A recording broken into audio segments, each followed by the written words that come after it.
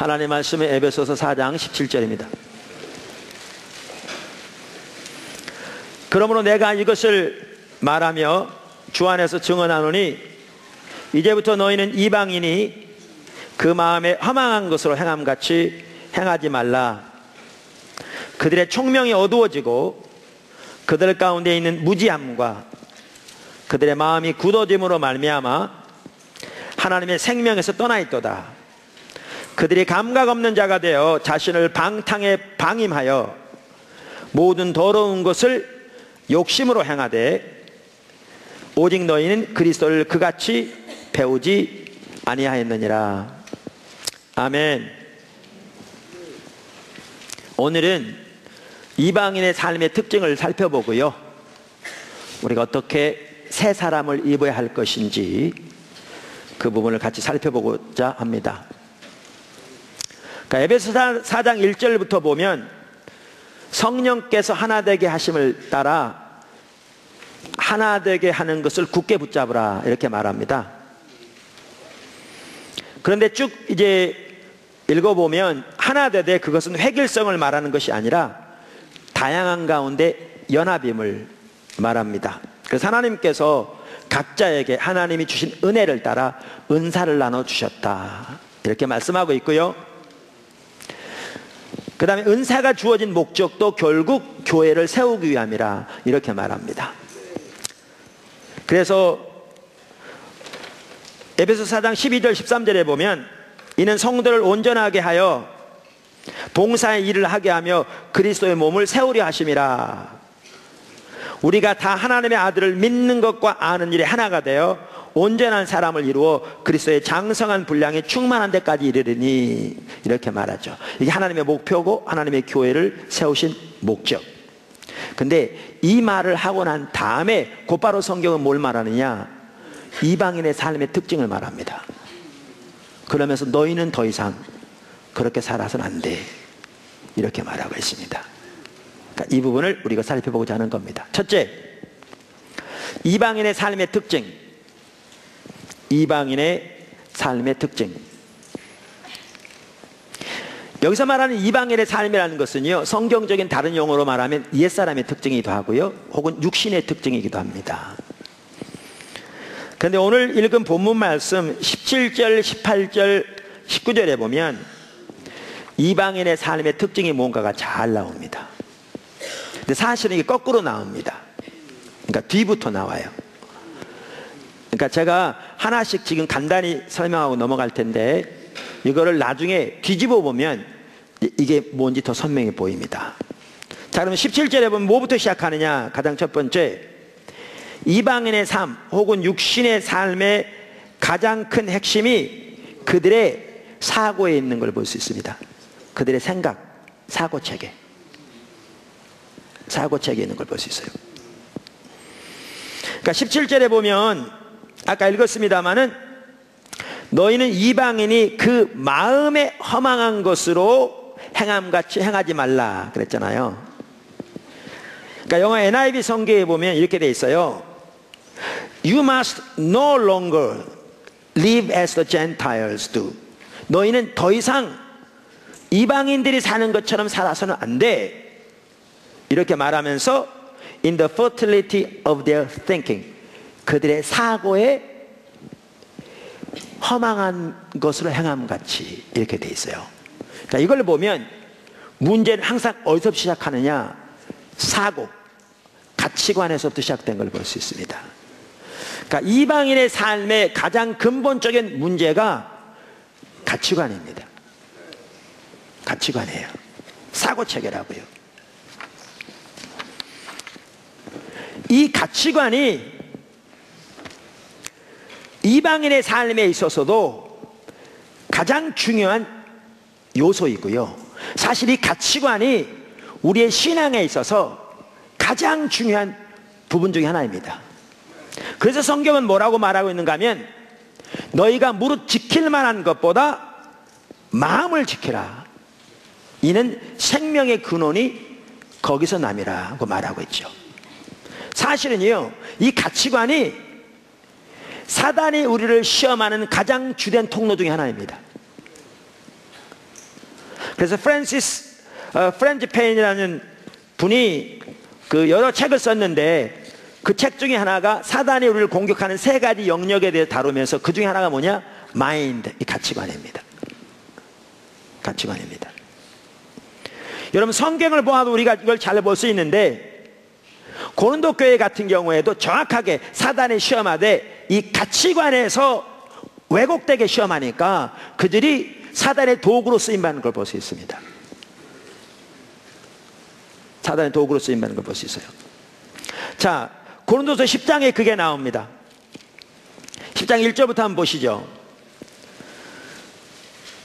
너희를 대면하면 유순하고 떠나 있으면 너희에 대하여 담대한 나 바울은, 이 말은요 우리말은 이렇게 되어 있는데 영어 성경 같은 걸 보시면 이렇게 따옴표가 붙어 있어요. 이 말은 그 당시 고린도 교회 성도들이 거짓 사도들의 영향을 받아서 사도 바울이 한 말이 이거였다 그 말이에요.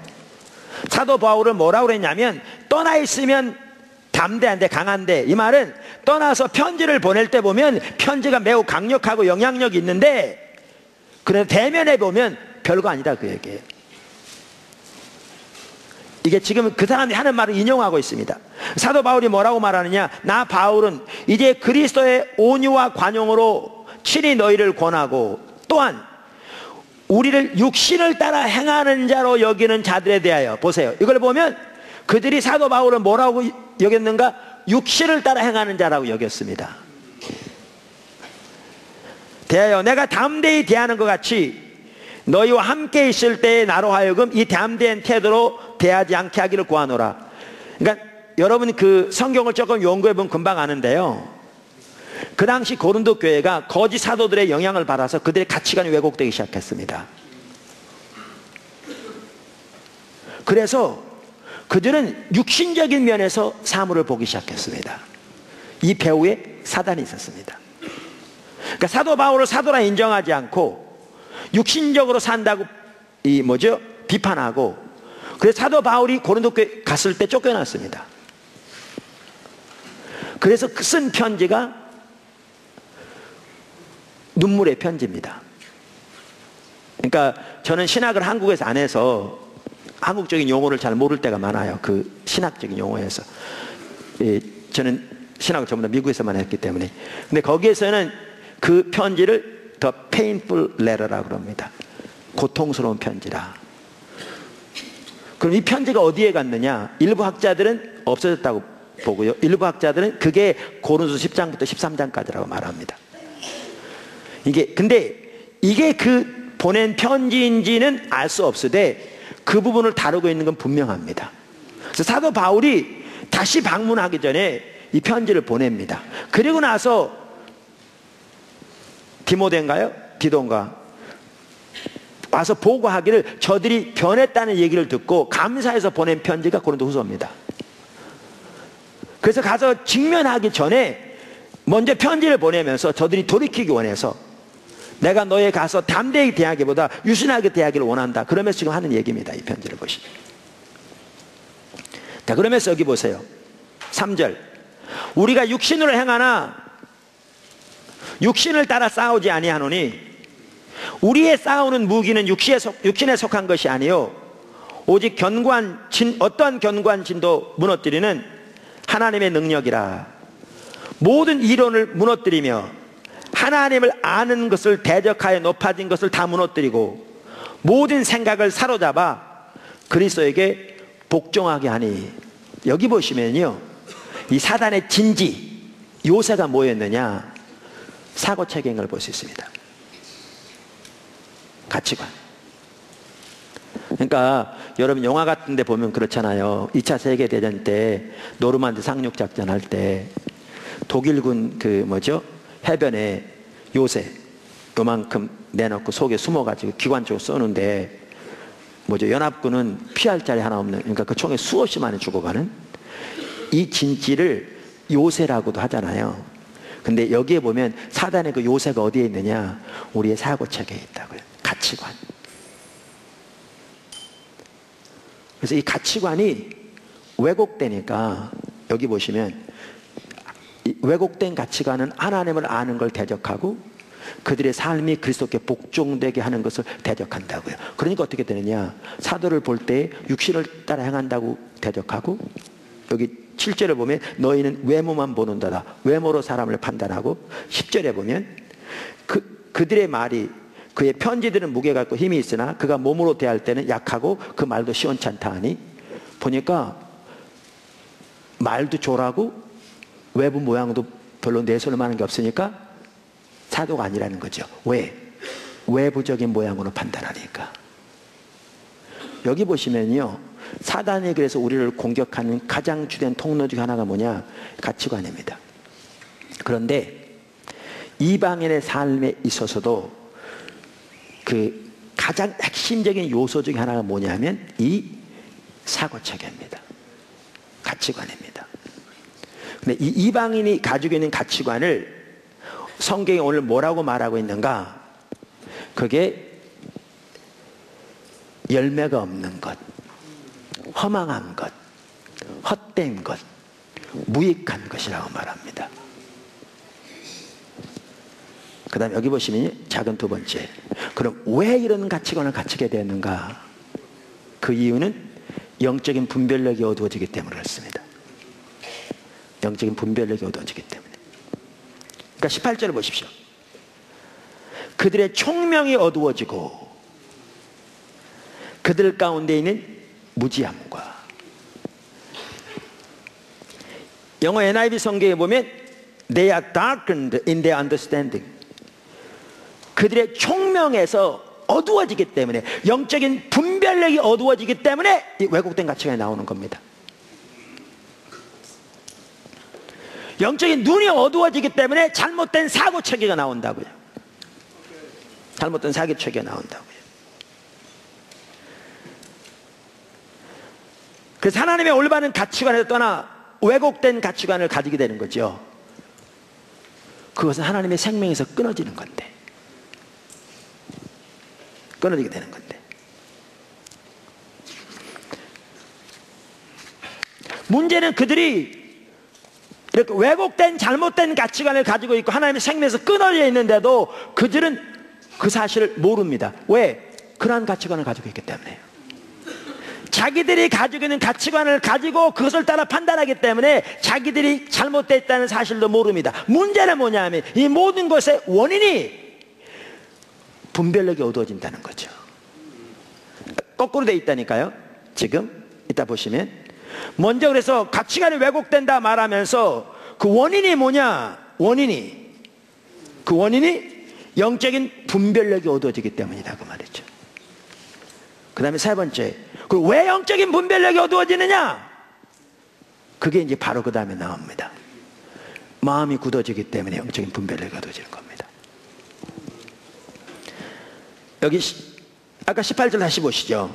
이렇게 말합니다. 그들의 총명이 어두워지고 그들 가운데 있는 무지함과 그들의 마음이 굳어짐으로 말미암아 하나님의 생명에서 떠나 있도다. 영어 NIV는 이렇게 되어 있더라고요. They are darkened in their understanding. 그들의 이해에서 그들은 어두워져 있다. And separated from the life of God. 그래서 하나님의 생명에서 단절돼 있다, 분리돼 있다. 그러면서 이렇게 됐어요. 그리고 왜 이렇게 되느냐? Because of, 왜냐하면 because of the ignorance that is in them due to the hardening of their hearts. 그들의 마음의 굳어짐으로 인해서 생긴 어두움 때문에 이렇게 돼 있어요. 그럼 왜 그들의 영적인 눈이 어두워졌느냐? 그들의 눈이 어두워진 이유는요, 그들의 마음이 굳어졌기 때문에 그렇습니다. 그들의 마음이. 이제 보십시오. 거꾸로 나누면 이제 쉽습니다. 출발이 어디냐? 그들의 마음이 굳어지기 때문에. 그럼 어떻게 됩니까? 영적인 눈이 어두워집니다. 그럼 영적인 눈이 어두워지면 어떻게 되느냐? 왜곡된 가치관을 가지게 됩니다. 자, 그러면 이 왜곡된 가치관에서 뭐가 나오느냐? 온갖 죄악된 행동들이 나옵니다. 왜? 이 가치관을 따라 살기 때문에. 이 가치관을 따라 살기 때문에. 어떤 제한된 행동들이 나오느냐? 그게 19절에 나오죠. 여기 보시면요, 그들이 감각 없는 자가 돼요. 영화 NIV 성경에 보면 having lost all sensitivity, 모든 영적인 감각을 잃었기에. 그 다음 어떻게 했느냐? They have given themselves over to sensuality. 그들은 그들 자신을 뭐에 내줬다고요? sensuality. 그러니까 방탕이라고 우리 말에 번역되어 있는데, 이 말은 가장 먼저 성적인 것을 말합니다.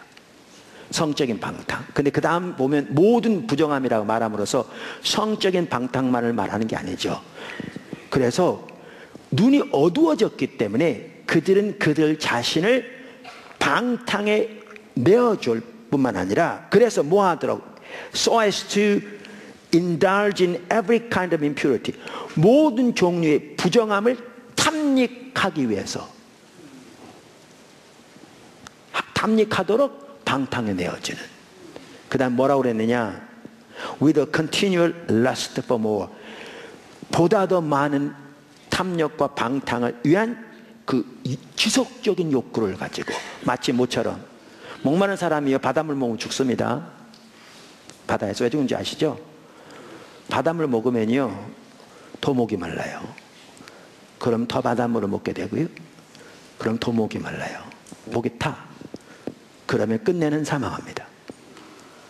그러니까 좌초된 사람들이 바다에 절대로 바닷물 먹으면 안 됩니다. 먹는 순간 죽습니다. 왜냐하면 그 속에 있는 염분으로 인해서 끊임없이 더 이 물을 갈구하게 되어 있는데, 먹을수록 그 갈증은 심해지기 때문에 반드시 죽음에 이르게 됩니다. 근데 이방인의 삶에 대해서 말하면서 그렇게 말합니다. 그 끊임없는 지속적인 더 많은 방탕을 위한 지속적인 욕구를 가지고 방탕에 내어주어 모든 종류의 부정함을 탐닉하게 한다는 거죠. 근데 왜 이런 삶을 사느냐? 그들의 가치관이 그렇게 되기 때문에. 그들의 thinking, 사고체계가 그렇게 되기 때문에. 근데 그 사고체계는 무익한 건데, 허망한 건데, 열매를 맺지 못하는 건데, 생명에서 거두어져 있는 건데, 이게 이방인의 삶의 특징입니다. 자, 그런데요, 이걸 보면 로마서 1장에서 말한 내용과 똑같습니다. 로마서 1장. 여러분, 로마서 1장 18절부터 보시면, 18절부터 보시면 현재적으로 임하는 하나님의 진노에 대해서 말하고 있습니다. 현재적으로 임하는 하나님의 진노에 대해서 말하고 있습니다. 그러니까 로마서 1장 18절 이렇게 나오거든요. The wrath of God is being revealed. 그러니까 이 하나님의 진노는 불신자들이 죽어 사나이 설 때 받을 진노를 말하는 게 아닙니다. 지금 현재적으로 임하고 있는 진노를 말합니다. 그래서 하나님의 진노가 불의로 진리를 막는 사람들의 모든 경건치 않음과 불의에 대하여 하늘로부터 지금 나타나고 있다, 그 말이죠. 그러면서 이렇게 말합니다. 그 왜 진노가 임하느냐? 19절 보십시오. 이는 하나님을 알만한 것이 그들 속에 보임이라. 하나님께서 이를 그들에게 보이셨느니라. 창세로부터 그의 보이지 아니하는 것들, 곧 그의 영원하신 능력과 신성이 그가 만드신 만물에 분명히 보여 알려졌나니, 그러므로 그들이 핑계하지 못할지니라. 하나님을 알되 하나님을 영화롭게도 하지 아니하며 감사치도 아니하며. 이 말은 하나님을 하나님의 영화롭게 하지 않았다, 그 말입니다. 하나님께 온전한 예배를 드리지 않았다, 그 말입니다. 28절에 보면 그들이 하나님 마음에 하나님 두기를 싫어하며, 이 말은요 영어 NIV 성경에 뭐라고 번역되어 있냐면 하나님을 아는 지식을 갖는 것을 가치 있는 것으로 여기지 아니하며, 이렇게 돼 있어요. 우리말에 직역하자면 무슨 얘기냐? 하나님을 알기를 추구하지 아니하며, 그 뜻이에요. 그랬더니 어떻게 됐습니까? 여기 보십시오. 아까 뭐부터 시작한다고요? 마음에 굳어지는 것부터 시작한다고요. 창조주 하나님의 살아계신 징표들을 만물에 보여 아무도 핑계하지 못하게 하셨는데 하나님을 하나님으로 영화롭게 하지 아니하고 하나님께서 마땅히 받으셔야 할 감사와 찬양과 예배를 드리지 아니하고 하나님을 알기를 추구하지 않는 그것이 출발점입니다. 이것을 아까 에베소 4장은 마음이 굳어짐이라고 표현합니다. 자, 이렇게 마음이 굳어지니까 어떻게 되느냐? 분별력이 어두워집니다. 분별력이. 감사하냐? 오히려 그 생각이 허망해지며 미련한 마음이 어두워졌나니 분별력이 어두워집니다. 그래서 지혜롭다 하나 어리석게 돼요. IQ가 200이라도요 마음이 굳어지면 영적인 분별력은 어두워집니다. 그래서 그들이 가지고 있는 가치와 사고는 허망한 것이 됩니다.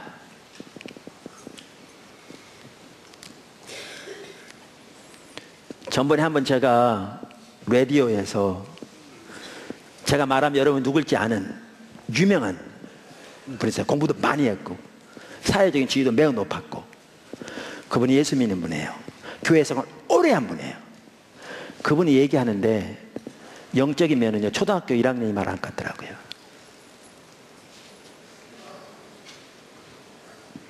하나님을 찾지 않으면요 분별력은 어두워지게 되어 있습니다. 제가 오늘 아침에 나오면서 저는 주일날 일찍 일어나거든요. 오늘 아침에도 아주 일찍 일어났습니다.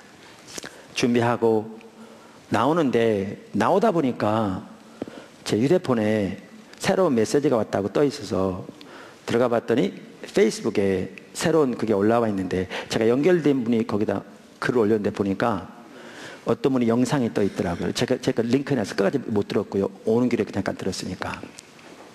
그분이 어떤 분이었냐면 진화론 전도사였어요. 아마 의대 교수였던 것 같아요. 왜냐하면 의학생들에게 얘기했다는 거 보니까 미국 분이에요. 그래서 누가 다르게 말하면 쉽게 우리 말로 표현하면 완전히 죽여주는 것처럼 진화론으로 쏟아서 꼼짝 못하게 그냥 교수의 직위를 위해 죽여주는 것처럼 그분이 진화론 허구에 대해서 강의하는 내용이에요.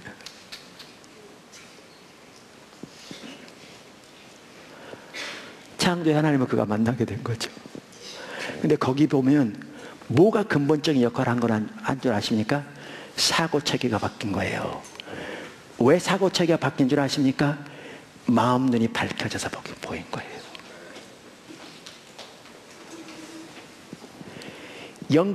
여러분 저하고 페이스북 연결된 분들 가서 보세요.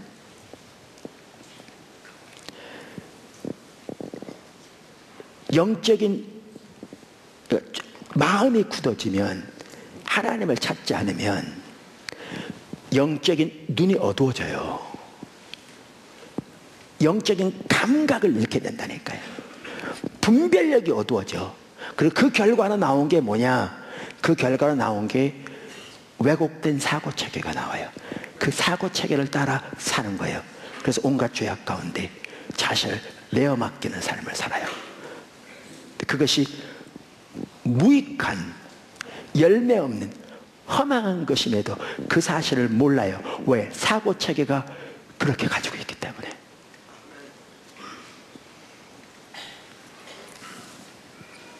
가지고 있기 때문에.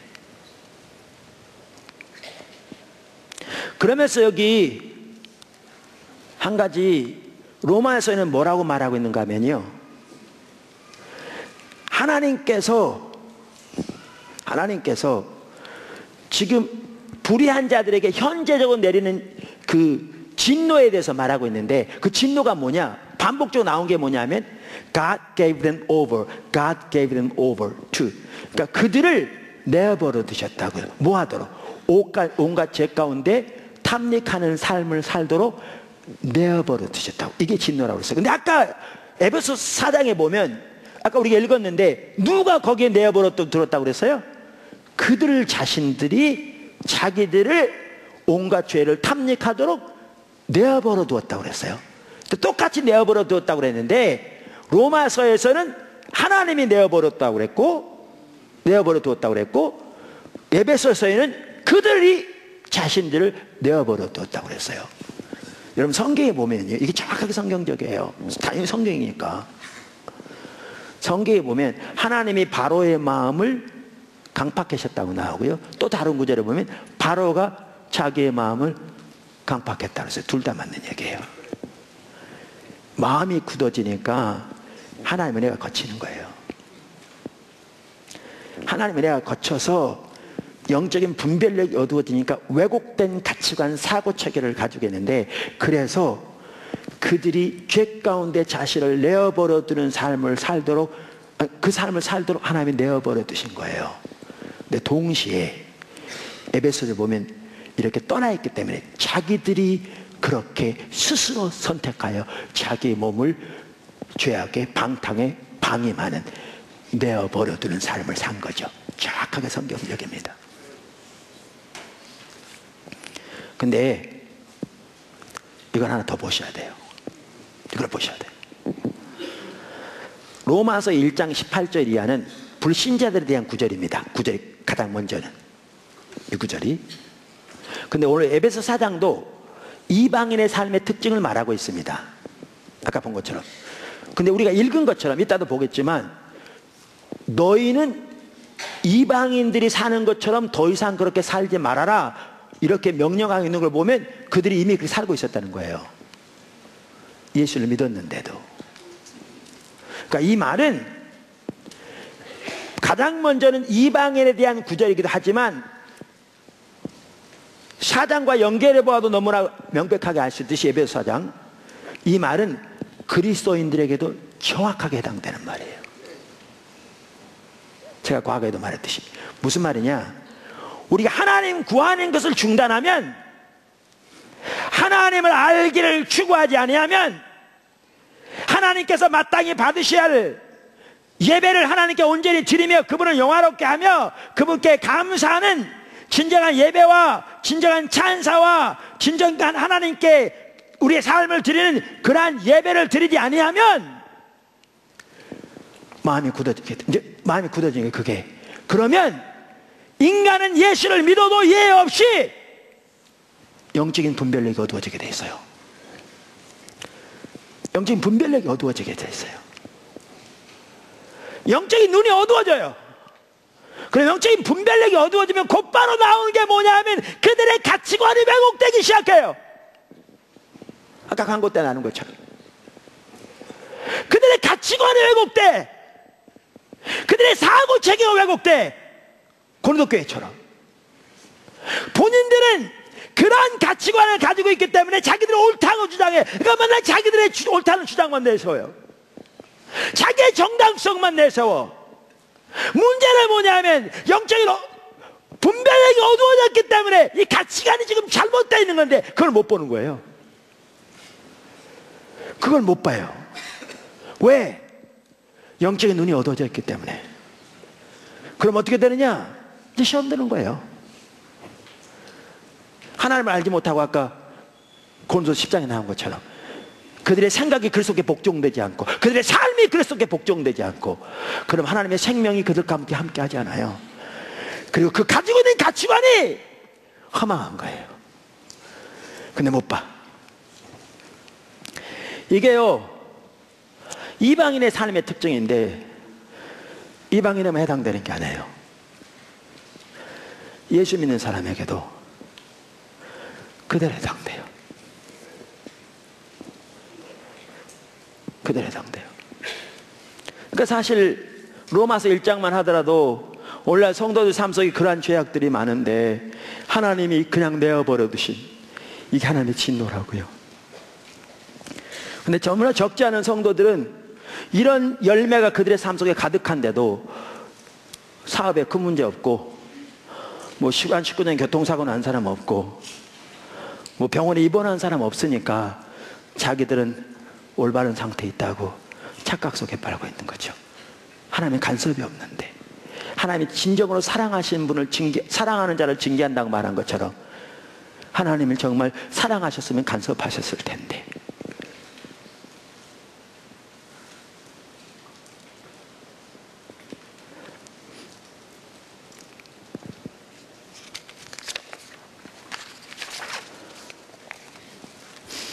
두 번째, 어둠의 배후에 있는 사탄.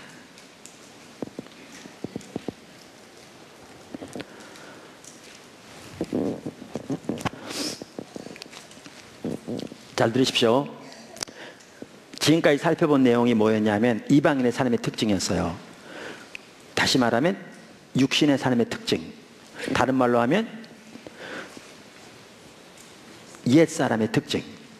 그런데요, 이거는 단순히, 잘 들으세요, 이것은 단순히 어떤 사람들의 삶의 패턴만을 말하는 게 아니에요. 성경에 보면요, 이게 어둠의 실체예요. 그리고 그 배후에 사탄이 있어요. 여러분, 영적으로 분명한 어둠의 실체가 있습니다. 이게 어둠의 실체예요. 이 배후에 사탄이 있어요. 그리고 세상에는 이 어둠이, 영적인 어둠이 실제적으로 가득해요. 이게 영적인 실체라는 거예요. 여러분, 그래서 에베소 2장 1절부터 보십시오. 정확하게 그걸 말하죠. 그는 허물과 죄로 죽었던 너희를 살리셨도다. 그때, 그러니까 허물과 죄로 죽어 있었을 때 그 말이죠. 그러니까 이방인으로 있을 때 그 뜻이에요. 너희는 그 가운데 생하여, 허물과 죄 가운데 생하여 이 세상 풍조를 따르고 공중의 권세 잡은 자를 따랐으니 곧 지금 불순종의 아들들 가운데 역사하는 영이라. 전에는 우리도 다 그 가운데서 우리의 육체의 욕심을 따라 지내며 육체와 마음의 원하는 것을 하여 다른 이들과 같이 본질상 진노의 자녀였더니. 보십시오, 이게 세상에 가득한 영적인 실체인 걸 볼 수 있고요, 그 배후에 사단이 있는 걸 볼 수 있어요. 이게요, 어둠의 실체입니다. 특별히 요한복음에 보면 어둠이라는 용어를 사용하고 있습니다. 한 예를 들면 요한복음 1장 4절에 그 안에 예수님을 가르쳤죠. 예수님 안에 생명이 있었으니 이 생명은 사람들의 빛이라. 빛이 어둠의 빛이래. 어둠이 깨닫지 못하더라. 이 영적인 어둠의 실체를 말하고 있어요. 이게 실체입니다. 영적인 실체입니다. 그게 세상에 가득합니다. 그리고 그 배후에 사단이 있습니다. 그래서 성경은 사단을 이 세상 신이라, 공중의 권세 잡은 자라 이렇게 말하고 있고, 아까 에베소 2장 1절 이하에서도 정확하게 그 부분 말하고 있습니다. 세상의 풍속의 배후에 이게 있다 이렇게 말하는 거죠. 여러분, 이 세상에는 이 어둠의 실체가 가득합니다. 그걸 우리가 보아야 합니다. 우리 눈이 열려 그걸 볼 수 있기를 바랍니다. 여러분, 이건 방송에도 가득하고요, 문화에도 가득하고, 예술에도 가득하고, 정치, 교육 할 것 없이, 재계, 정계 할 것 없이 우리의 삶의 모든 영역에 이 영적인 실체는, 어둠은 가득합니다. 이 가치관, 그 배후에 사단이 있는, 이건 단순한 삶의 방식이 아닙니다. 영적인 실체입니다. 그 배후에 사단이 있습니다. 이게 세상에 가득합니다. 각 분야에. 포장은 다르게 되어 있을지 몰라도 여러분, 그걸 보셔야 합니다. 이게 성경이 말하는 겁니다. 이게. 세 번째, 하나님께서 이 어둠을 십자가에서 깨뜨리셨습니다. 하나님께서 이 어둠을 십자가에서 깨뜨리셨습니다. 제가 지난번에 나눴듯이 예수님이 세상의 빛이라고 성경은 말하고 있는데, 이 어둠의 실체를 보면 예수님이 어떻게 세상의 빛인가가 선명히 보여지는 것 같더라고요. 이 어둠의 실체, 영적인 실체인 어둠을 깨뜨리신 분이 예수님입니다. 예수님이 빛으로 세상에 오심으로써 깨뜨렸을 뿐만 아니라 보다 궁극적으로 예수님이 십자가 부활을 통해 이 어둠의 실체를 박살내셨습니다. 어둠의 권세를 깨뜨리셨습니다. 그래서 골로새 2장 13절에 15절에 이렇게 말합니다. 또 범죄와 육체의 무할례로 죽었던 너희를 하나님이 그와 함께 살리시고 우리의 모든 죄를 사하시고 우리를 거스르고 불리하게 하는 법조문으로 쓴 증서를 지우시고 제하여 버리사 십자가에 못 박으시고 통치자들과 권세들을, 사단의 세력들을 말합니다, 무력하여 드러내어 구경거리로 삼으시고 십자가로 그들을 이기셨느니라. 여러분, 영적인 실체인 어두움을 깨뜨리신 분이 예수님이고 십자가를 통해 그것을 깨뜨리셨습니다. 여러분, 이렇게 말할지 모릅니다. 세상의 종교는 다 선한 거다. 그래서 선한 양심대로 살아가도록 사람들을 돕는 거다. 그렇기 때문에 세상의 종교는 다 좋다. 여러분, 세상의 종교가 세상적인 관점에서 선한 것을 제공할지 몰라도 어둠을 깨뜨린 것은 예수님 십자가밖에 없었습니다. 그리고 그거밖에 없습니다. 이건 영적인 실체라니까요.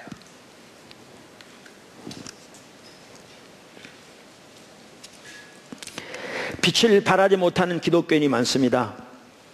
그러나 분명한 사실은 예수님이 이 땅에 오심으로, 빛으로, 그리고 십자가 부활을 통해서 영적인 어둠을 깨뜨리셨을 뿐만 아니라 하나님과 동행하는 하나님의 사람들을 통해서 세상에 있는 그 어둠을 깨뜨려 나가기 시작하셨습니다. 계속해서. 몇 가지 예만 들까요? 여러분, 노예 해방이요, 예수님 십자가로 인해서 이루어진 겁니다. 하나님 사람을 통해서. 여러분의 여성과 어린아이 지위 향상이요, 그 어둠을 깨뜨리는 건 예수님께 십자가를 통해서 이루신 그 승리가 적용된 것입니다. 감이 잘 안 오신 것 같은데, 여러분, 민주주의, 지금 민주국가에서 여러분의 권리를 누리며 자유를 만끽하고 있습니다. 이거요, 예수님이 빛으로 오셔서 어둠을 깨뜨린 결과입니다. 무슨 말이냐고요?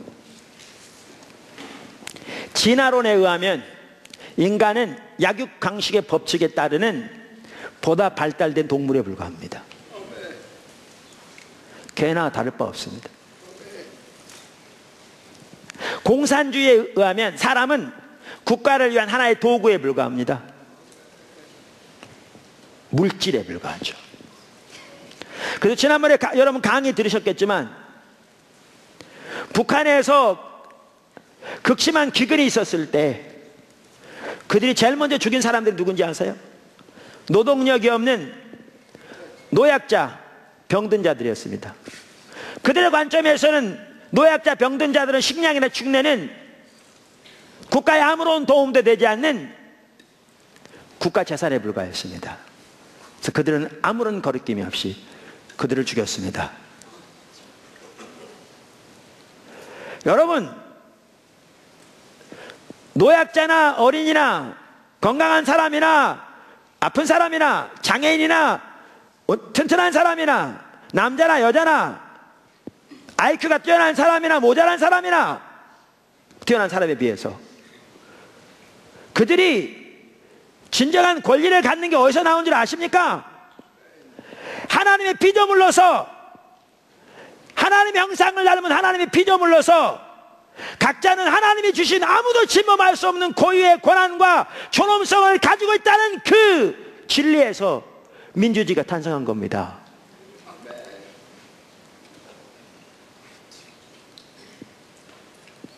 그게 없으면 민주주의는 존재하지 않습니다.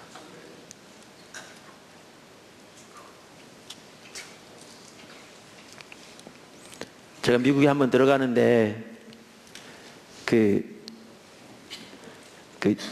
출입국 관리하는 그 관리 그 요원들 있잖아요. 그래서 이제 어떻게 왔냐고 뭐 어떻게 왔다고 직업이 뭐냐고 목사라고 그렇게 얘기가 됐어요. 뭐 거기서 얘기 되게 못 하잖아요. 우리 다 바쁘기라고 자꾸 얘기 걸면 또 이상해 보죠. 그래서 내가 이따가 이거 하고 있을 때 예수님을 믿느냐고 물었어요. 그랬더니 그때 그랬어요. 그렇게 얘기가 될. 자기는 예수님이 이 땅에 계셨다는 사실을 믿는데요. 그래서 내가 예수님 개인적으로 믿느냐고 물었어요. 안 믿는데요. 그 개인적으로 믿으라고. 그러니까 분위기가 좀 어색해졌죠. 그래서 이제 그분이라고 저는 이렇게 있는데 그분이 한참 있다 그러더라고요. 근데 한 가지 분명한 사실은 기독교가 없으면 민주주의가 가능하지 않다는 사실을 나는 안다고 그러더라고요. 그거요, 빛으로 오신 예수님께서 십자가에서 그 어둠의 세력을 파하시고 하나님을 사랑하는 사람들을 통해서 그 어둠을 깨뜨리셨기에 여러분이 오늘 민주주의에서 자유를 누리고 있는 겁니다. 이게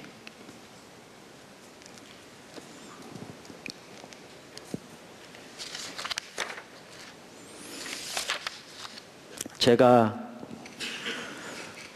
이 구절을 묵상하는 날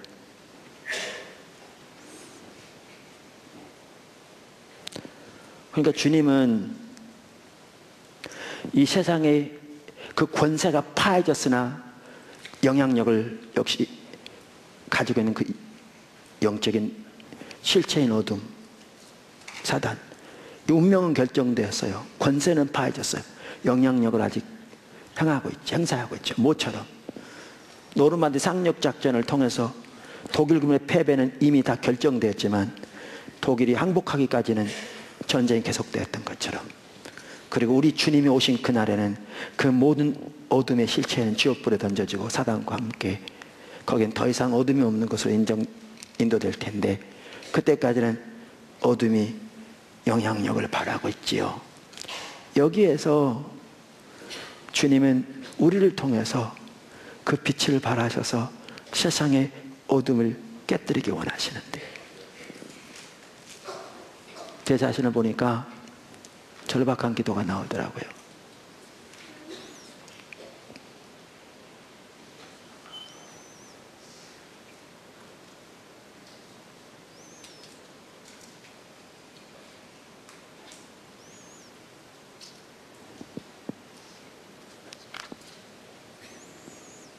주님, 저를 도와주세요. 제가 그렇게 빛이 되게 해주세요.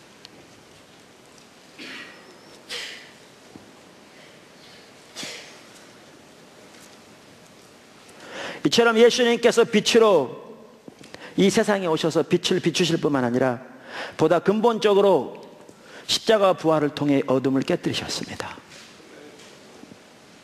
그런데 더 나아가 예수님은 십자가를 통해서 우리를 그 어둠의 소나기에서 자유케 하셨습니다. 우리 스스로는 절대로 어떻게 할 수 없었던 어떠한 노력과 힘과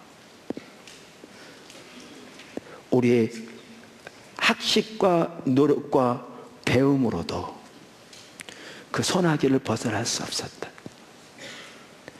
영적인 실체인 흑암의 권세, 사단의 권세, 그 옛사람의 권세, 그거를 십자가를 통해 멸하시고 우리를 그 소나기로부터 자유케 하셨습니다.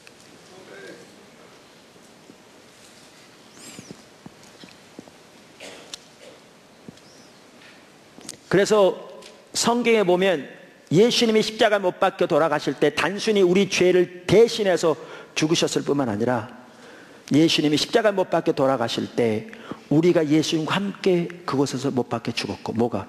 우리의 옛사람이, 우리를 다스리고 통치하는 그 어둠의 실체가, 그 이방인의 삶이 못 박혀 죽어 장사되었고, 우리는 하나님의 형상을 닮은 새 사람으로 예수님 부활하실 때 함께 부활하게 되었다, 이렇게 말하고 있습니다. 그래서 그 당시에는 다 침례했는데, 초대교회 당시에는 우리가 예수를 믿는 자들의 침례를 받았는데, 물에 들어갈 때 우리의 옛사람이, 그 어둠의 실체가, 우리를 다스리던 영적인 실체인 어둠의 권세가 죽었음을 보여주는 것이고, 물에서 나올 때 하나님께 대하여 우리가 새 사람으로, 하나님의 형상을 닮은 새 사람으로 다시 태어나게 되었다는 것을 보여주게 되었죠. 그래서 로마서 6장 3절과 4절에 이렇게 말합니다. 그리스도 예수 합하여 세례를 받은 우리는, 혹은 침례를 받은 우리는 그의 죽으심과 합하여 침례를 받은 줄 알지 못하느냐? 이건 세례나 침례의 의식을 말하는 게 아니고 믿음으로 받는 침례를 말합니다. 그러므로 우리가 그의 죽으심과 합하여 침례를 받음으로, 혹은 세례를 받음으로 그와 함께 장사되었나니 이는 아버지의 영광으로 말미암아 그리스도를 죽은 자 가운데서 살리심과 같이 우리를 또한 새 생명 가운데서 행하게 하려 하심이라. 아까 읽었던 에베소 2장 1절도 그는 허물과 죄로 죽었던 너희를 살리셨도다. 5절 허물로 죽은 우리를 그리스도와 함께 살리셨고 너희는 은혜로 구원 얻은 것이라. 또 함께 일으키사 그래서 예수 안에서 함께 하늘에 앉히시니. 아멘. 네 번째, 이제 우리는 옛사람을 벗어버리고 새사람을 입어야 합니다. 그러니까 성경에 보면요, 우리의 옛사람이 죽고 새사람이 되었다. 우리의 서감의 권세가 깨어지고 우리는 빛의 자녀가 되었다, 이렇게 말합니다. 십자가를 통해서. 근데 동시에 성경은 뭐라고 말하는가 하면 어둠의 일을 버리고 새 사람을 입으라, 이렇게 말하고 있습니다. 하나님의 자녀의 삶을 실현해가라, 그 말이죠.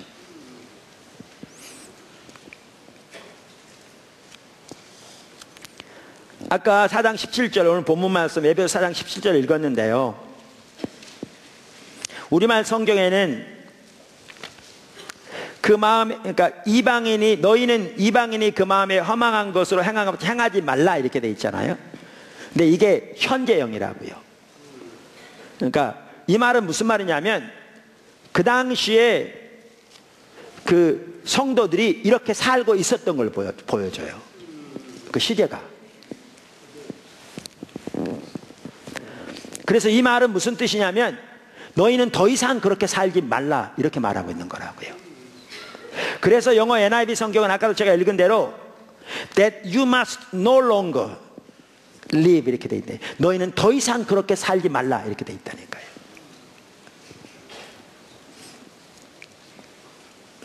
그래서 우리는 이제 옛사람을 벗어버리고 새사람을 입어야 합니다. 작은 첫 번째, 여기서도 핵심이 가치관입니다. 여러분 잘 들으십시오. 여기서도 핵심이 가치관입니다. 이방인의 삶에 있어서 가장 문제가 뭐였다고요? 가치관이라고요.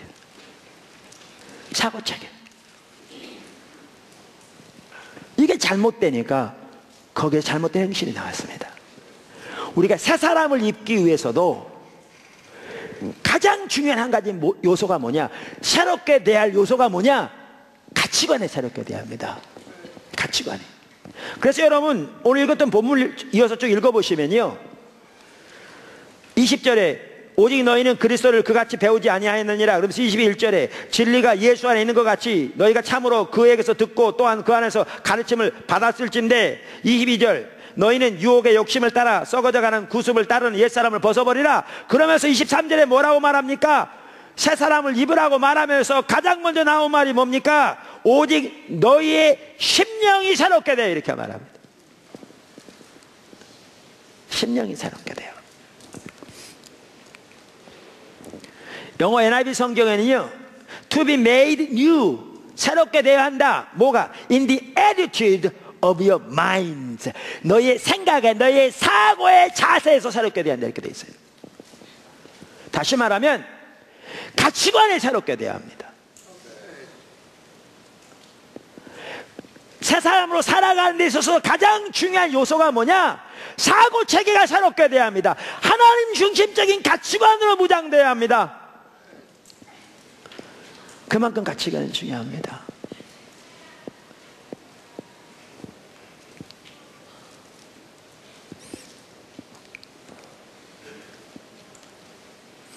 말씀드린 대로 옛사람 이방인의 삶에서도 바로 이 가치관의 문제였습니다. 중심이 강팍해지니까 하나님으로 영화롭게 하지 아니하고, 하나님께 마땅한 감사와 예배와 삶을 드리지 아니하고, 하나님을 추구하며 하나님의 알기를 구하지 않으니까 그들의 마음이 굳어지고, 그 결과는 영적인 분별력이 어두워지니까 그들의 가치관이 하나님을 떠난 왜곡된 가치관을 갖게 되고, 거기서 온갖 죄악들이 나오게 되었는데, 하나님을 기뻐하시는 하나님의 백성으로 새롭게 삶을 살려면 바로 이 가치관이 새롭게 되어야 합니다.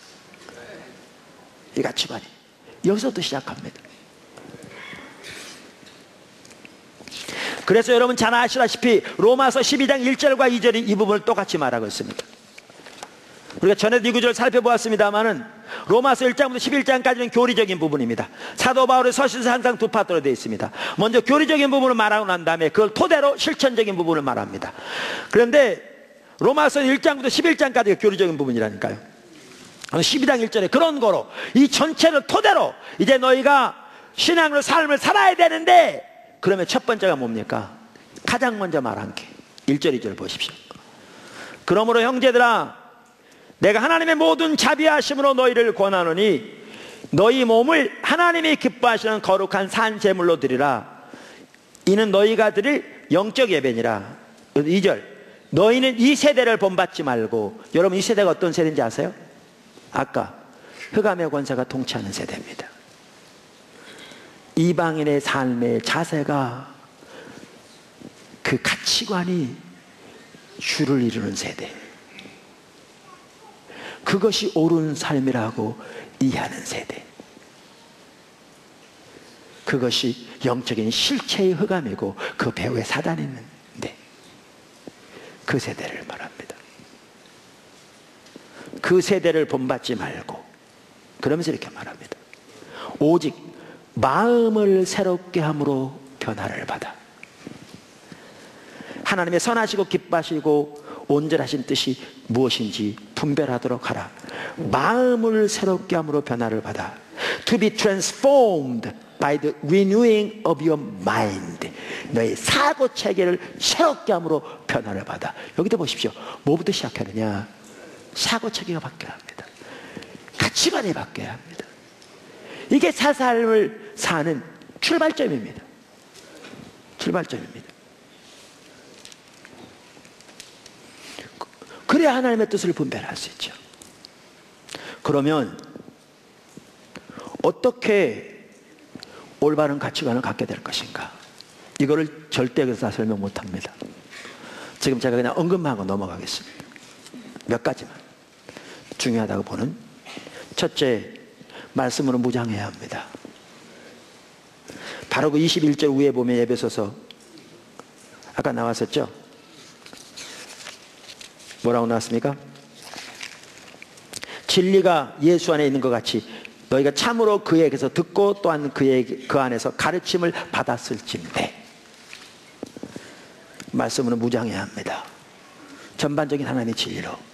근데 그것만 가지고 부족합니다.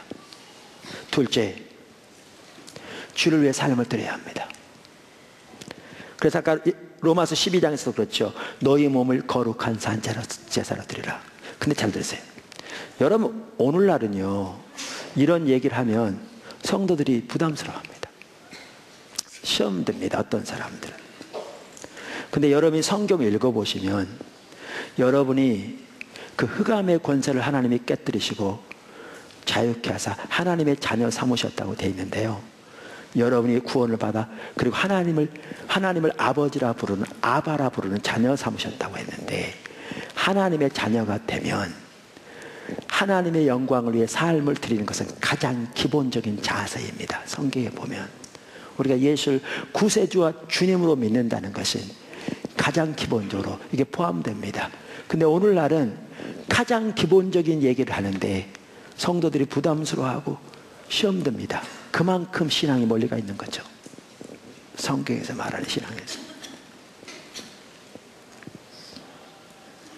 근데 이 중심이 있어야 영적인 분별력이 열리더라고요. 제가 이제 목회하다 보니까 성도들을 많이 대하잖아요. 또 선교를 같이 하다 보니까 많은 목회자들도 만나고 그래요. 근데 하나님의 길이 보여지려면 영적인 분별력이 열려야 되는 거잖아요. 그래 하나님의 길이 보이잖아요. 근데 설령 지혜가, 세상적인 지혜가 뛰어나건 적건, 심지어 세상적인 교육을 많이 받았건 덜 받았건, 중심에서 오직 하나님의 영광을 위해 살고자 하는 올바른 중심이 있으면요, 분별력이 열리더라고요. 그런데 아무리 신학적인 공부를 많이 하고 세상적인 지혜가 뛰어날지 몰라도요, 그 중심에 하나님을 위해 살죠. 근데 자기 자신은 전혀 내려지지 않고, 자기 목적이 전혀 내려지지 않고, 자기 사역에 대한 집착이 전혀 내려지지 않고, 하나님을 섬기고 사랑하지만 결국은 자기 목적을 위한 수단이 되어진 이런 사람은 분별력이 열리지 않더라고요. 왜? 중심이 잘못되어 있거든요.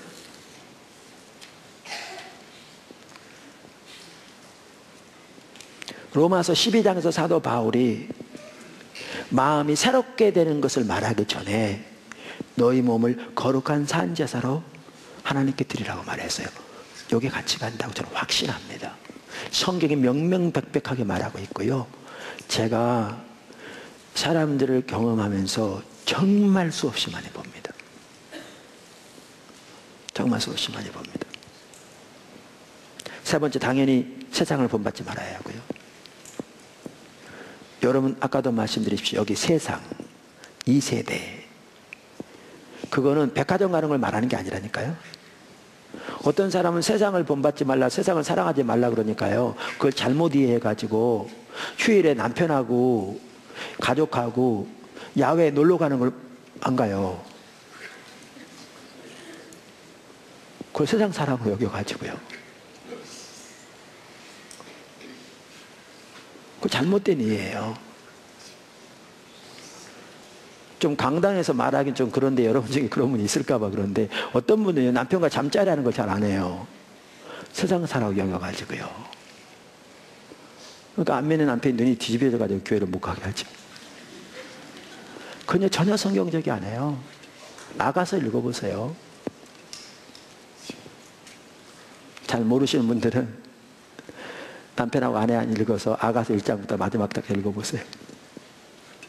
여기에 세상은 그걸 말하는 게 아니고요, 아까 이방인의 삶의 특징이라고 말하는, 그게 영적인 실체인데 그 배후에 사단이 있는데 이 가치관이 다스리고 통치하는 그 세상을 말하는 거예요. 그 세상은.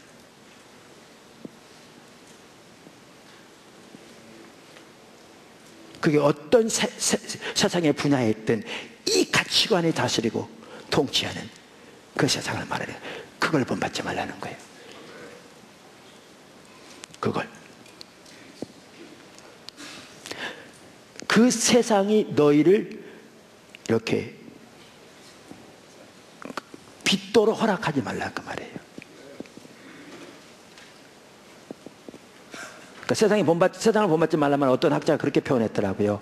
여러분, 도자기 만들 때, 진흙 만들 때, 뱅글 돌아갈 때 손 모양에 따라 도자기 모양이 달라지잖아요.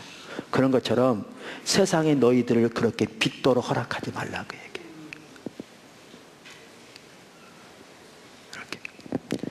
그 다음에 네 번째, 영적인 분별력이 열리려면 무엇보다 아까 나눈 것처럼 하나님의 얼굴을 보여야 돼요. 왜 영적인 눈이 어두워지기 시작하는데요? 하나님을 찾지 않으니까요. 하나님께 온전한 예배를 드리지 않으니까요. 하나님께 합당한 영광을 돌리지 않으니까요. 하나님을 알기를 추구하지 않으니까요. 예수를 믿어도 교회 봉사에도 이 부분이 안 되면 영적인 눈이 어두워지기 시작하고, 영적인 눈이 어두워지면 가치관이 왜곡되기 때문에 시험 들기 시작한다니까요.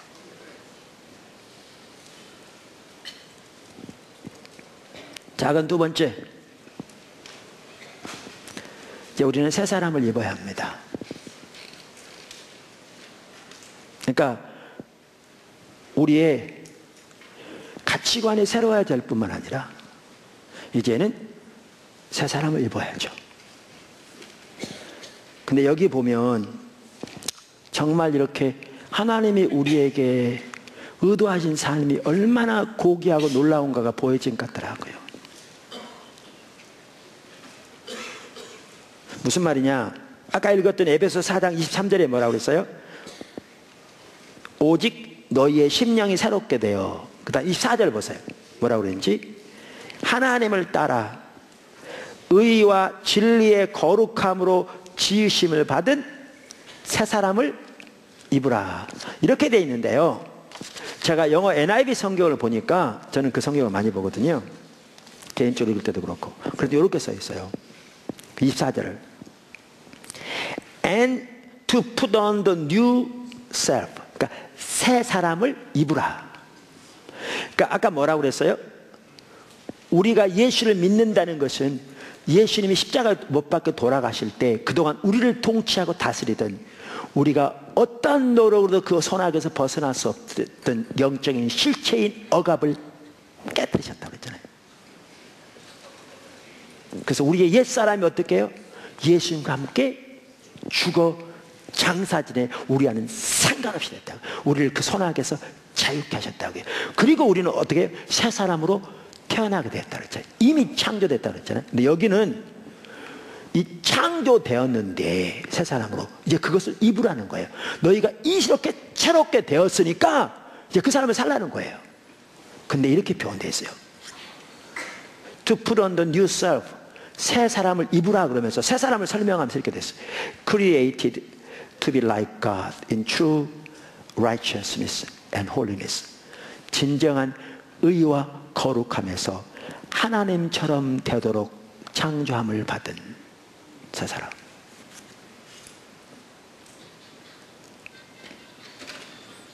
그러니까 하나님이 저와 여러분을 이렇게 의도하신 게 십자가를 통해서 옛사람을 죽이시고 우리를 새로운 피조물로 살리셨는데, 만드셨는데, 하나님이 창조하신 이 사람은 어떤 사람이냐? 참된 의와 거룩함에서 하나님처럼 되도록 창조된, 그게 하나님 우리를 의도하신 겁니다. 이걸 입으라는 거죠.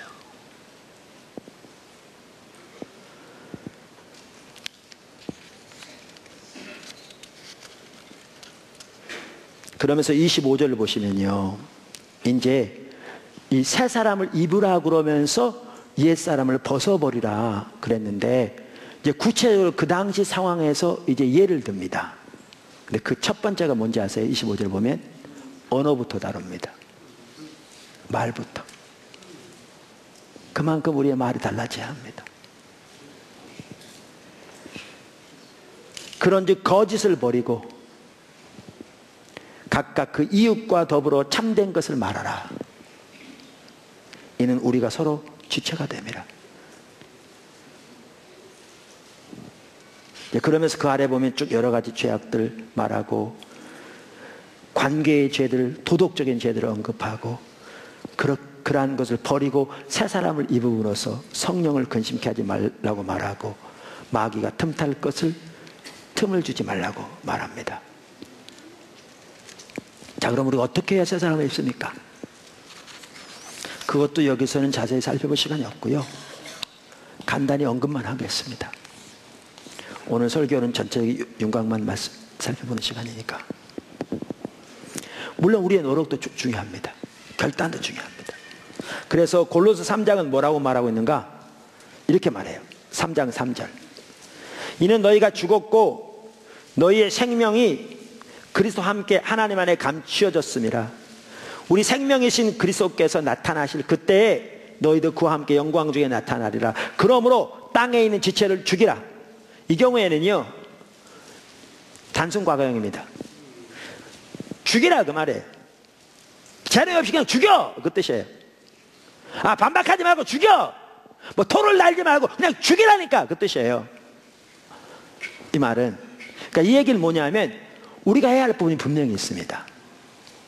우리 아무것도 안 하고 하나님 은혜만 구합니다. 근데 저는 안 되네요. 주님 혹시 되게 만들어 주시면 제가 달 줄로 믿습니다. 안 해요. 우리가 할 부분이 있어요. 우리 결단도 필요하고요, 우리 노력도 필요하고요. 성경에는 그렇게 명령하고 있습니다. 딱딱 잘라서 해, 이렇게 말하고 있어요. 그러니까 우리의 노력도 필요해요. 그러면서 여기도 보시면 땅에 있는 지체, 옛사람을 말하죠. 바로 그 어둠을 말합니다. 이방인의 삶, 곧 음란과 부정과 사욕과 악한 정욕과 탐심은 우상숭배니라. 이것들로 말미암아 하나님의 진노가 임하느니라. 여기도 현재적으로 임하는 진노를 말합니다. 너희도 전에 그 가운데 살 때에는 그 가운데 생하였으나 이제는 너희가 이 모든 것을 벗어버리라. 곧 노함과 노여움과 악의와 비방과 너의 입에 부끄러운 말이라. 여기 또 언어의 문제가 나옵니다. 관계의 문제도 나옵니다. 너희가 서로 거짓말을 하지 말라. 옛사람과 그 행위를 벗어버리고 새 사람을 입었으니 이는 창조하신 이의 형상을 따라 지식에까지 새롭게 하심을 입은 자니라. 이처럼 우리가 해야 할 부분이 있습니다. 아멘. 근데 문제는 우리의 노력만 가지고 부족합니다. 노력해야 합니다. 근데 이렇더라고요. 제가 보니까요, 이길수 목사님 가끔 그 얘기 하더만요. 그러니까 인류 역사를, 이렇게 기독교 역사를 읽어보니까 하나님 어떤 사람을 쓰셨냐, 열심인 사람들 쓰셨대요. 근데 열심히 때문에 쓴 게 아니라 열심히 해봐도 안 되니까 하나님의 은혜를 구하는 자들을 쓰셨더라는 거예요. 여러분, 이게 정말 일리가 있는 말이에요. 제가 허드슨 테일러 얘기를 들을게요. 믿음이 한 삶에 나오죠. 허드슨 테일러 전기를 보면요, 그는 한순간도 예수님 안 잊으려고 노력했어요. 한순간도.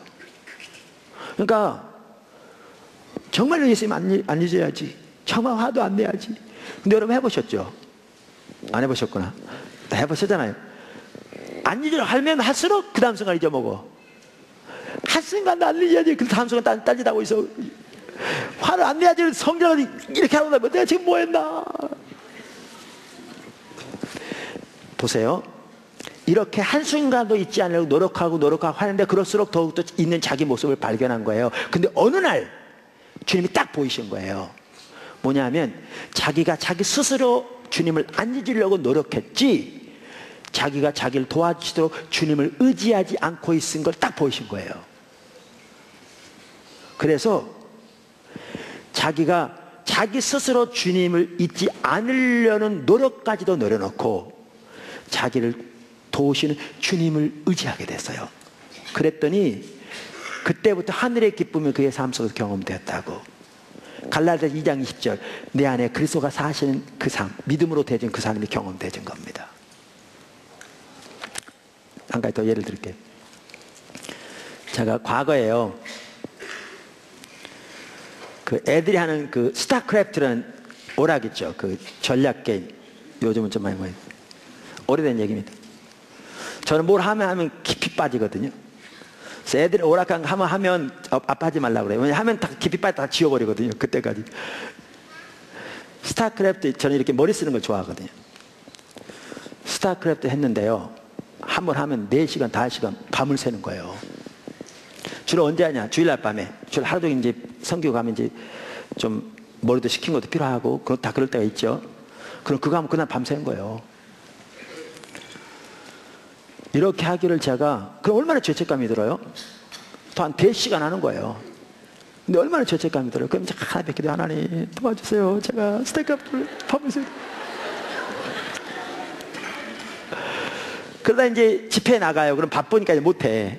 못하다가 이제 또 돌아와가지고 이제 주로 언제 만나냐면 주일날 밤하고 화요일 저녁에. 화요일 하루에, 그때는 뭐 하루에 3번씩 섬겼으니까 섬기다 이제 뭐도 시켜야 돼. 뭐 시키는 거 필요하죠. 하다 보면 또 이제 그날 와서 시작하면 한 번만 해야지. 하다 보면 이제 하고 또 이겨야 되는데 이렇게 하면 될 텐데, 그러다 보면 이제 또 4시간, 5시간 가.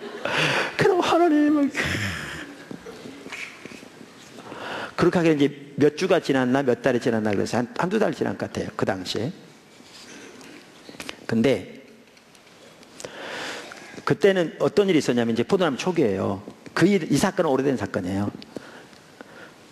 그때 월요일마다 목사님들과 함께 모여서 성경 공부하면서 같이 나누는 시간이 있었어요. 그때. 그날 월요일이에요. 그러니까 제가 가르치잖아요. 제 목사님도 오신 거예요. 그 성경 공부하려고 찬양 같이 하는데 그 전날 밤에도 밤을 꼬박 샜거든요. 스타크래프트 하면서. 찬양을 하는데요, 너무 죄책감이 들더라고요. 목사가 밤새도록 스타크래프트 하고 지금 성경 공부한다고 모여서 찬양하고 있어요. 스타크래프트 자체가 죄는 아니지만 지금 근데 그때 바로 그 순간에 뭐가 딱 보여지냐면요, 제가 그걸 안 하려고 아등바등 노력하고 또 넘어지면 또 얘기하고 아등바등 노력했지 주님을 의지하지 않고 있는 게 딱 보여지더라고요. 그 순간에 딱 이렇게 그 애통하고 있는데 바로 그 순간에. 그래서 제가 그걸 안 하는 노력까지도 내려놓고 주님을 바라봤어요. 그랬더니 그렇게 놀라운 평안이 넘치더라고요. 근데 그 다음부터는 한 번도 스타일컵 때 제가 해보지 않았어요. 애들 할 때 옆에 봐도 어떤 유혹이 드는데요, 내 노력까지도 내려놓고 주님을 볼 때 주님이 마음의 동기를 바꾸시는 거예요. 잘 들으세요. 여기서 끝나잖아요, 얘기가. 제가 이런 얘기를 했더니요, 지금 우리와 함께 하지 않는데 어떤 형제가 스타크에 빠져있던 형제가 있었어요. 그 얘기 듣고 내가 안 하려는 노력까지도 내려놨다고 그랬더니 그 형제는 그 말 잘못 이해해가지고요, 안 하려는 노력까지도 내려놓고 거기다 자기를 내어 맡긴 거죠.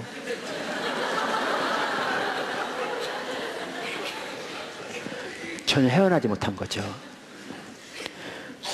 아까 이기수 목사님 한 얘기가 맞는 게 뭐냐면요, 맞는 게 뭐냐면 우리 노력과 결단이 필요해요. 안 되니까 주님의 은혜를 구하고 주님을 한순간도 잊지 않으려 노력하는데 그럴수록 잊어먹고, 한순간도 잊지 않으려 노력하는데 그럴수록 잊어먹고, 그렇게 주 앞에서 애통하고 구할 때 주님이 깨닫게 하실 때 그분을 의지하게 되면 이기게 되는데, 적지 않은 사람들이 노력 자체를 하지 않아요. 추구하질 않아.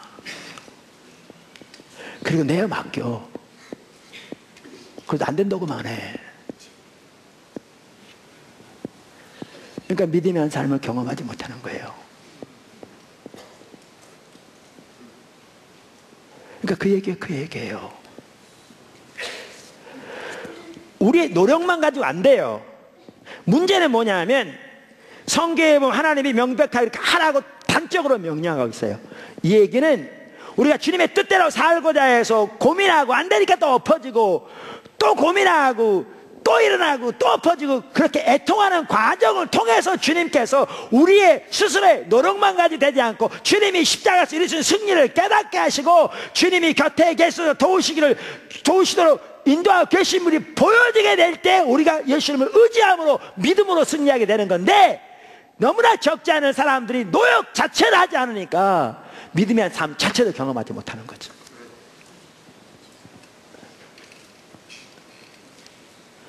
그러니까 인류 역사를 볼 때, 기독교 역사를 볼 때 하나님의 귀하게 쓰셨던 사람들은 열심히 노력했던 사람들이다. 그런데 그때 쓴 게 아니고 그들의 노력이 바닥남은 걸 보았을 때 하나님 쓰셨다. 그 얘기예요.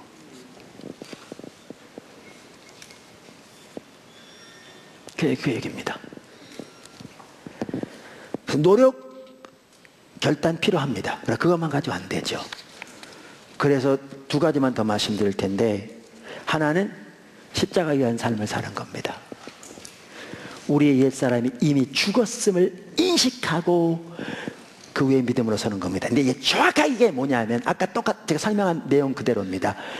죽었음을 인식하는데 인식이 안 되는데요, 저는 어떻게 하면 인식이 됩니까, 하나님? 이렇게 되는 게 아니고요, 이렇게 되는 게 아니고 우리가 그 삶을 살기 위해 주님을 추구하고 은혜를 구하는데, 그렇게 주 앞에서 은혜를 구하고 애통하고 주님의 도움을 구하는 가운데 깨닫게 하시는 거죠. 한 번은 제가 습관적인 어떤 죄에 넘어졌어요. 정말 죄책감이 들더라고요. 여러분 모르시는 모양이다. 목사도 죄에 넘어지기도 하고요. 여러분과 똑같아요. 근데 제가 이렇게 애통하면서 하나님 앞에, 하나님 제가 그러고 있는데 갑자기 주님이 선명히 저에게 깨닫게 해주시기를, 내가 이미 십자가에서 죽었음을 깨닫게 하시더라고요.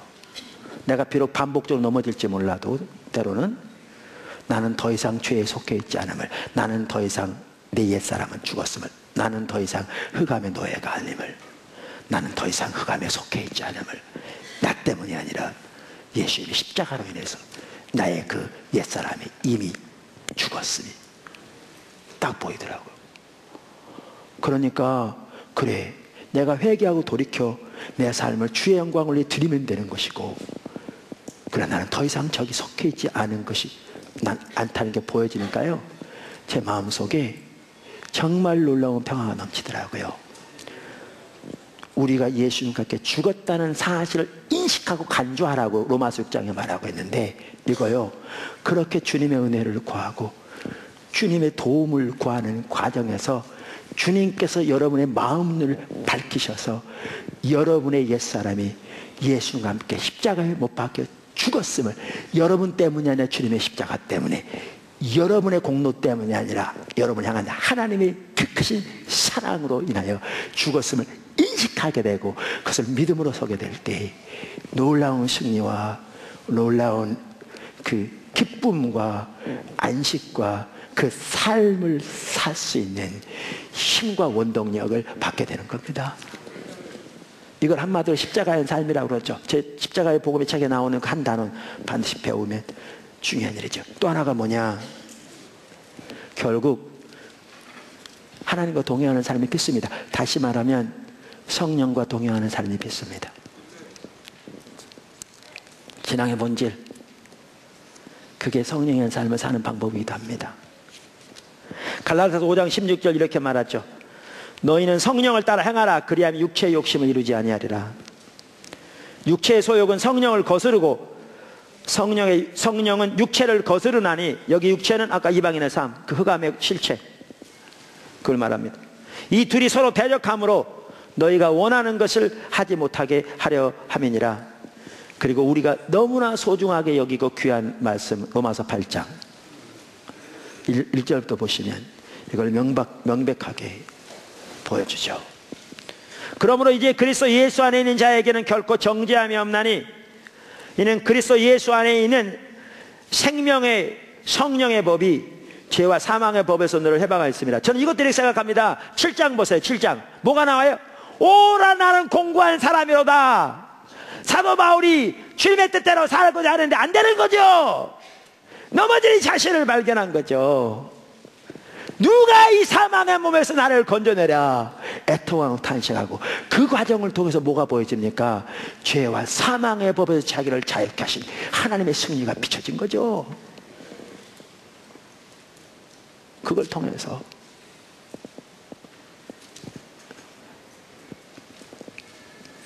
율법이 육신으로 말미암아 연약하여 할 수 없는 그것을 하나님은 하시나니, 그 죄로 말미암아 자기 아들을 죄 있는 육신의 모양으로 보내어 육신의 죄를 정하사 육신을 따르지 아니하고 그 영을 따라 행하는 우리에게 율법의 요구가 이루어지게 하려 하심이니라. 육신을 따르는 자는 육신의 일을, 영을 따르는 자는 영의 일을 생각하나니, 육신의 생각은 사망이요 영의 생각은 생명과 평안이니라.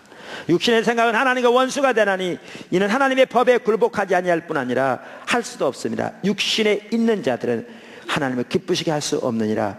만일 너희 속에 하나님의 영이 거하시면 너희가 육신에 있지 아니하고 영에 있나니, 누구든지 그리스도의 영이 없으면 그리스도의 사람이 아니니라. 그래서 성령을 따라 사는 삶, 승리하는 삶의 비결입니다. 오늘은 그 이방인의 삶의 특징이 뭔가를 보았습니다.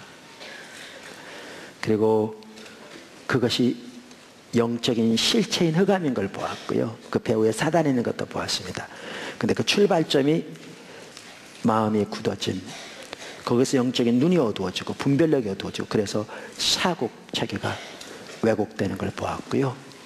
이 흑암의 권세를 예수님 십자가 깨뜨리시되 이제 새 사람을 입으라고 말하는데, 이 사고 체계부터 새롭게 될 것을 말하고, 주님이 십자가에서 이루신 그 놀라운 하나님을 닮도록 하나님처럼 되도록 창조함을 받은 우리, 이제 그 주님을 닮아 그 옷을 옷 입는 삶을 살도록 권면하고 있습니다. 다시 말씀드리는데요, 두 가지 신앙생활 하십시오. 큐티와 중보기도의 교제 조화를 통해 하나님의 얼굴을 구하시고, 내 삶의 현장에서부터 내 관계 안에 보내신 자들의 영혼을 위해 기도할 뿐만 아니라 내 삶의 주위에서 하나님의 행하심을 보고 그걸 분별해 보기 원하고, 보기 원하고, 뜻을 알기 원하고, 그러면서 거기에 내 삶을 조정하여 동참함으로 하나님 목적의 삶이 드려지는 삶을 실제로 살아가는 걸 배우십시오. 이게 가장 기본적인 삶입니다. 그러면서 오늘 배운 대로 그렇게 주 앞에 서기를 구하십시오. 언어부터. 제일 먼저 나오잖아요. 언어부터. 여러분, 노력이 필요합니다. 노력만 가지고는 안 됩니다. 근데 노력도 하지 않으면 믿음의 사람도 안 됩니다. 살아야 합니다. 안 되니까 엎어지고 코 깨지고 다시 회개하고 다시 용서를 구하고 다시 시작하고 은혜를 구하고 그러는 과정에서 주님이 믿음의 삶을 살도록 하시고 십자가의 삶을 살도록 도우시고 그러면서 여러분은 더욱더 새 사람을 입어가는, 이미 새 사람이 되었는데 그 입어가는 복된 승리의 삶이 될 줄로 믿습니다. 기도하겠습니다.